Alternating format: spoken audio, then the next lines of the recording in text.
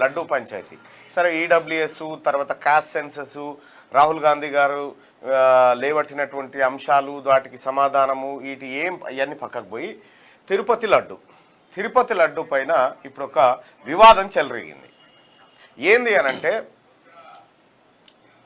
తిరుపతి లడ్డూలో ఆవు లేదంటే పంది కొవ్వులను నూనెగా మలిచి తిరుపతి లడ్డూలను తయారు చేయడానికి పంపించారు. తద్వారా తిరుపతి లడ్డు అంతా కల్తీ అయిపోయింది అనేటువంటి ఆందోళన రేకెత్తింది.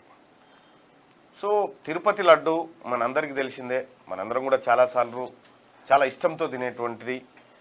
అది కొంచెం తింటే సరిపోయేది కాదు, అది కొద్దిగా ఎక్కువనే తింటారు. దాన్ని తిరుపతి లడ్డూని పవిత్రంగా భావిస్తారు చాలా మంది. ఇక్కడ దాని చుట్టూ చాలా రకరకాలైనటువంటి అంశాలు తెరపైకి వస్తూ ఉన్నాయి. తిరుపతి లడ్డుకు పేటెంట్ ఉంది, ఆ నమూనాలో ఇంకెవరు తయారు చేయనీకి లేదు. సో చాలా సుదీర్ఘకాలం నుంచి ఆ లడ్డూని తయారు చేస్తూ ఉన్నారు. ఆ లడ్డు తయారీ కోసం ఆవు నెయ్యిని, కుంకుమ పువ్వుని, ముంతమామిడిని, రకరకాల వస్తువులు వాడి దాన్ని తయారు చేస్తారు. చాలా అత్యంత టేస్ట్ కూడా ఉంటుంది అది. ఆ టేస్ట్ విషయంలో కూడా ఎక్కడ రాజీ లేదు. సో జూలై నెలలో ఆవు నెయ్యి, కల్తీ నెయ్యి టీటీడీకి వచ్చింది. తద్వారా లడ్డూలు తయారు చేసిరు. అవి భక్తులకు వితరణ కింద ఇచ్చారు, లేకపోతే ఇవన్నీ చేసిరు. కాబట్టి ఇవన్నీ అపవిత్రం అయిపోయినాయి అనేది తెలుగుదేశం పార్టీ చంద్రబాబు నాయుడు గారు చెప్పినటువంటి మాట. దాంతో వివాదం రేకెత్తింది. మీడియా అంతా కోడై కూసింది. అన్ని నేషనల్ మీడియాలు కూడా ఆ టాపిక్ని అందుకున్నాయి. చర్చ విస్తృతమైంది. లడ్డు ఎందుకు అపవిత్రమైంది అనేటువంటి ఒక చర్చ సాగుతోంది. వెంకటేశ్వర స్వామి అందరికీ, చాలామందికి ఆరాధ్య దైవం. మేము కూడా చాలాసార్లు పోయినాం. సరే, ఏదేమైనప్పటికీ కూడా అలా జరగాల్సింది కాదు. ఒకవేళ అది నిజమైతే మరి ఆధారం ఏంటి అనుకున్నప్పుడు ఎన్డీడీసీ ల్యాబ్కు సంబంధించినటువంటిది రిపోర్ట్ ఒకటి ఆధారంగా చూపిస్తూ ఉన్నారు. ఆ రిపోర్ట్లో ఏముందంటే, దెర్ ఈజ్ ఏ ఛాన్స్, అవకాశం ఉంది, కలిసినట్టుగా జంతువుల కొవ్వు కలిసినట్టుగా అనుమానం ఉంది అనేది ఆ రిపోర్ట్లో క్లియర్గా మెన్షన్ చేయడం జరిగింది. ఖచ్చితంగా ఉందనేటువంటి మాటను ఆ ల్యాబ్ కూడా చెప్పలేదు, కానీ అనుమానం ఉందనేటువంటి మాటను అటు ల్యాబ్ చెప్పడం, ఇటు చంద్రబాబు గారు చెప్పడం, టీటీడీ ఈవో చెప్పడం, వీళ్ళందరూ ముక్త కంఠంతో చెప్పడంతో అది వార్త అయింది. వెంటనే ప్రతిపక్షానికి, అక్కడ ఉన్నటువంటి జగన్మోహన్ రెడ్డి ప్రభుత్వానికి, ప్రతిపక్షానికి అంటుకుంది. జగన్మోహన్ రెడ్డి కావాలనే తిరుమల కొండల్ని అపవిత్రం చేయడం కోసం ఈ రకమైనటువంటి విధానాన్ని అవలంబించండి అనేది టీడీపీ పక్షం చేస్తున్నటువంటి ఆరోపణ.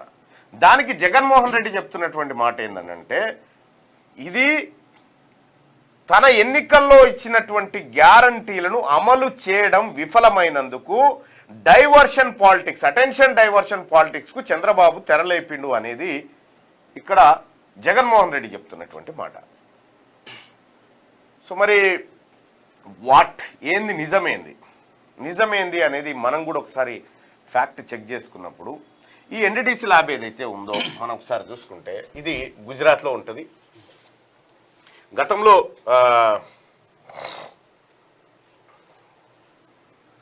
గతంలో ఈ తిరుమల కోసం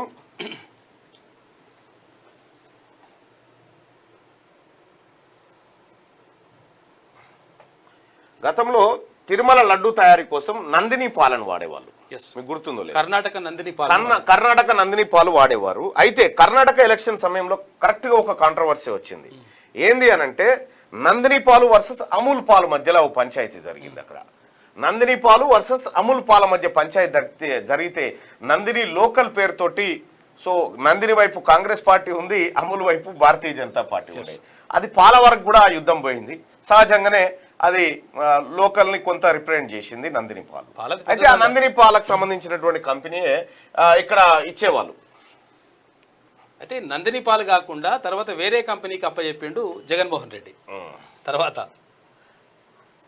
వేరే వాళ్ళకి అప్పచెప్తే వాళ్ళు మొత్తం కూడా కల్తీ నేషనల్ డైరీ డెవలప్మెంట్ కార్పొరేషన్ కదా, మొత్తం టోటల్ కొట్టేసి అయిపోతాయి.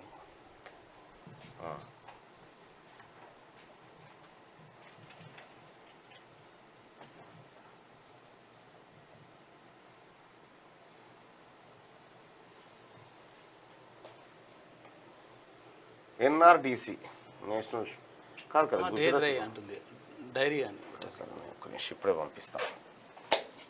అయితే ఈ నందిని పాలకు సంబంధించినటువంటి వివాదం ఉంది కదా, సరే ఆ తర్వాత జగన్మోహన్ రెడ్డి గారు ముఖ్యమంత్రి అయిన తర్వాత నందిని పాలను తీసేసి ఇక్కడ ఏఆర్ మిల్క్ సంబంధించినటువంటి డైరీ దగ్గర నుంచి మళ్ళా తీసుకురావడం జరిగింది. అయితే ఈ వివాదానికి అంతటికీ మూల కారణం ఏందనంటే ఎన్డీడీబీ, అదే నేషనల్ డైరీ డెవలప్మెంట్ బోర్డు, ఇది కారణం. ఈ ఎన్డీడీబీ కారణం.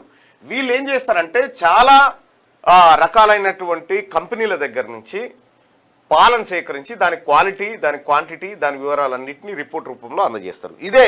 ఇదే అసలైనటువంటి కారణం. అయితే సారీ ఎన్డీడీబీ నేను మర్చిపోయాను. అయితే అది ఏం పురుగా చూడు ఒకసారి, ఇది కారణం. ఇక్కడ నందిని పోయి ఏఆర్ వచ్చింది, తమిళనాడుకు సంబంధించింది వచ్చింది. ఈ తమిళనాడుకు సంబంధించినటువంటి ఆ డైరీ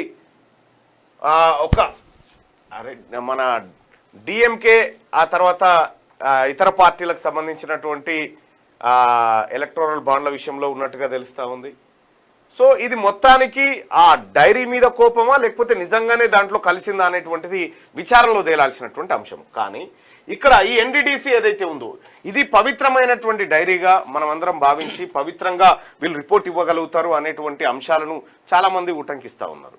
సో వాస్తవానికి ఈ ఎన్డీడీసీ సంగతి ఏంటంటే ఎన్డీడీసీ పైన కోబ్రా పోస్ట్ ఎప్పుడో దీని కథ అంతా బయటపెట్టింది. 475 కోట్ల అవకతవకలు జరిగినాయి. ఇందులో కొంతమంది గుజరాతీలు చేరి దీన్ని కొల్లగొట్టిరు అనేది దానిపైన కోబ్రా పోస్ట్ ఒక 2019లోనే చేసింది. ఇది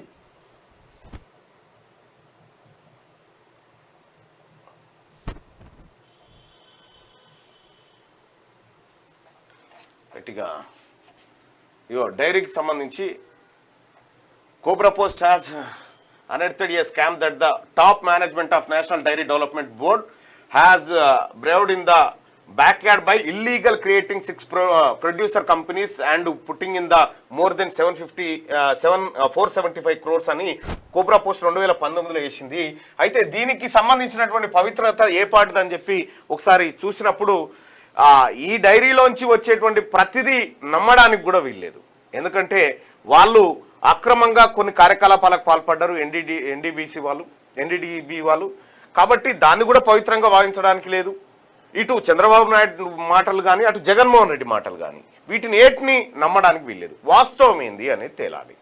నిజంగా వాస్తవం ఏంది అనేది ఇప్పటి వరకు అయితే అధికారికంగా ఎవరు చెప్పినటువంటి మాట లేదు. అవకాశం ఉందనేటువంటి మాట చెప్పినారు. తద్వారా చాలామంది భక్తులకు ఇబ్బంది జరిగింది. ఓహో మేము ఆవు ఏది జంతువుల కొవ్వుతోటి మేము తయారైన లడ్డూ తిన్నామా అనేటువంటి ఒక ఫీలింగ్ మాత్రం కోట్లాది మంది భక్తులకు వచ్చేసింది. ఇది అత్యంత ప్రమాదకరమైంది. దీన్ని చాలా మంది ఖండించరు. వెంటనే నడ్డా కూడా దాని శాంపిల్స్ దానికి సంబంధించిన రిపోర్ట్ అడిగిండు హెల్త్ మినిస్టర్. ఇట్లా రకరకాలుగా ఈ అంశం స్ప్రెడ్ అయిపోయింది. సో వాస్తవం ఏంది అనేది మనం చూస్తే ఒక ఆయన నిన్న మన దాంట్లోనే ఒక ఆయన పోస్ట్ చేసిండు. ఏమని తీన్మార్ మల్లన్న గారు కింద కామెంట్లలో ఉంటా చూడండి. ఆయన ఏం పోస్ట్ చేసిండంటే అటువంటి వాళ్ళ అభిప్రాయాన్ని కూడా మనం చూడాల్సిందే. ఎందుకంటే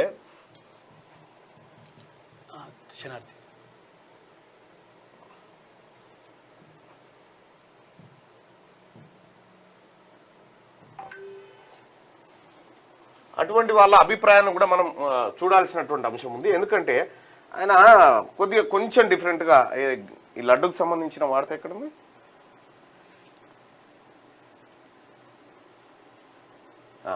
ఇదేం ఘోరం గోవిందా అనేటువంటి దీంట్లో నేను చూస్తూ ఉన్నప్పుడు పబ్లిక్ ఒపీనియన్ ఏందనేది ఒకసారి చూసినప్పుడు తీన్మార్ మల్లన్న గారికి నమస్కారం. సమస్య ఏమిటంటే నేను గత 2008 నుండి భూమి కాస్తులో ఇది కాదులే కానీ తిరుమల శ్రీవారి భయపడుతున్నారంటే తన ఎదురుగా జరిగేది దేవునికి తెలియదా? తెలియకపోతే దేవుడు ఎలా అయ్యాడంటే మనం చెప్తేనే తెలిసిందా? ఇప్పుడు ఆశ్చర్యపోతున్నారా? శ్రీనివాస అని చెప్పి ఒక ఆయన పందాలు పెట్టుకొచ్చిండు తిరుపాల్ రెడ్డి అనేట ఆయన.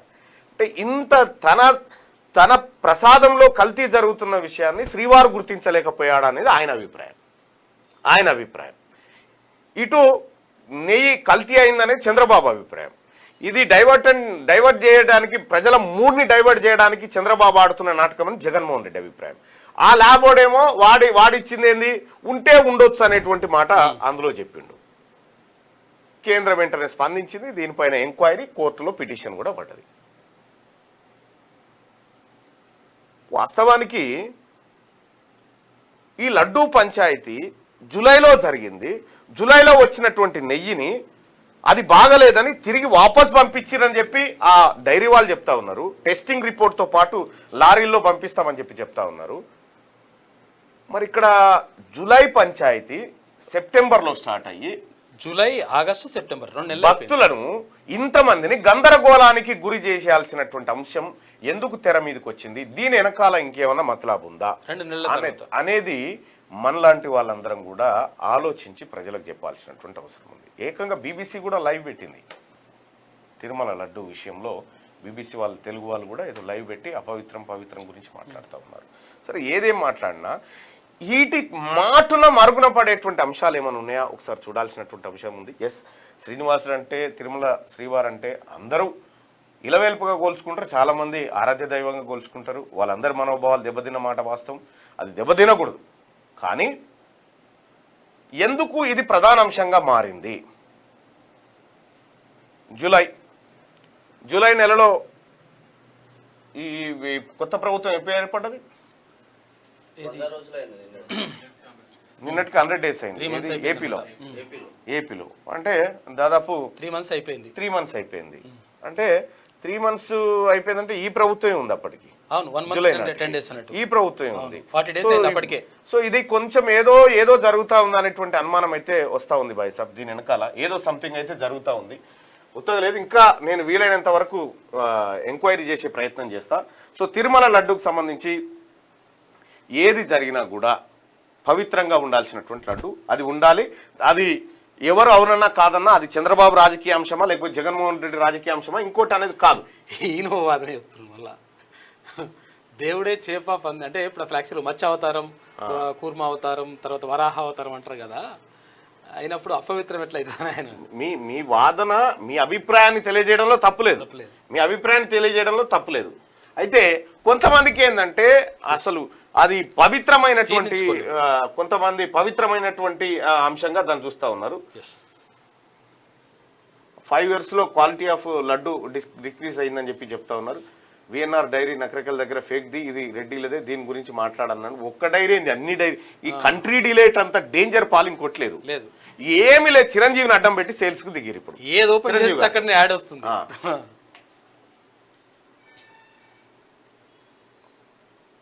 320 kgs నెయ్యి ఎక్కడైనా దొరుకుతుందా? ఎందుకు 320 రూపాయలు? ఎస్, ఇది ఒక అంశం ఉంది. ఎందుకంటే తక్కువ కోడ్ చేసిండు ఎవడైతే ఇప్పుడు డైరీ వాడు సప్లై చేస్తా ఉండో, కేవలం 400 రూపాయలు 500 రూపాయలకే తక్కువ కోడ్. దాన్ని రివర్స్ టెండరింగ్ లో వేసిరు, రివర్స్ టెండరింగ్ లో వేసి చేసిరు. సో అది కొంచెం అనుమానించదగ్గది.